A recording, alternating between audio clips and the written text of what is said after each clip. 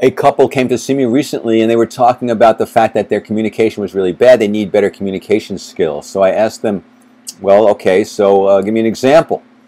And the woman was saying something like, well, you know, he did this, and I was thinking, why was he doing that? And I was getting upset that he was doing that, and I didn't understand it. And I said, well, and I was irritated, and then he got irritated, I was irritated. I said, well, did you tell him, did you ask him, like, what was going on, or what he was thinking, or why he did that? She goes, no. Yeah. We can't read each other's minds, okay? Our partner can't read our mind. He, she can't know what we're thinking necessarily. Maybe sometimes they can, but usually they can't.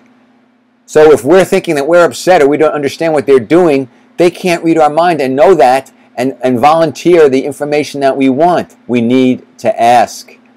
We need to ask.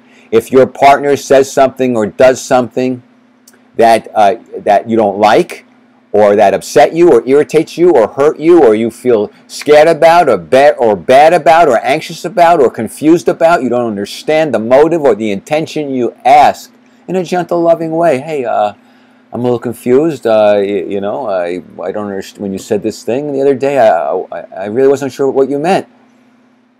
You see that? So then, that's the rules of engagement. That's the beginning of communication. First, by asking for what you want. In this case, what you want is information. So now it's your partner's turn. Now your partner hears you say, "What was that all about?" And now they have a choice. The partner can either be evasive, or you know, and not really address it. In which case, that's one fork in the road that you got to deal with. He may be very direct. She may be very direct and say, yeah, "Okay, yeah, this is what I meant," and then you can, "Oh, I see," so, and then you can really respond, and now you can have a back and forth. If they're not communicative and the partner is not really responding and sharing, then you have to have that discussion as to why. As to why that's happening, and then you can say, "I can't read your mind. I need to know what you're thinking. Otherwise, I'm going to go into my head and start thinking what I think you're thinking, and oftentimes that's not a good thing, and my insecurity will make me think bad things of you. And who wants that? Then we get into fights, and we're etc. So let's try to be more transparent. You know, let's try not to hide our feelings and our thoughts from each other. We're on the same team. Really important.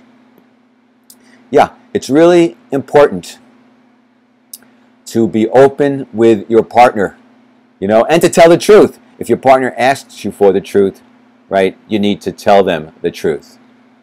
You need to tell them the truth. Even if it's inconvenient or uncomfortable, it's best to tell the truth and deal with the consequences rather than withhold the truth and deal with those consequences someday when you're found out.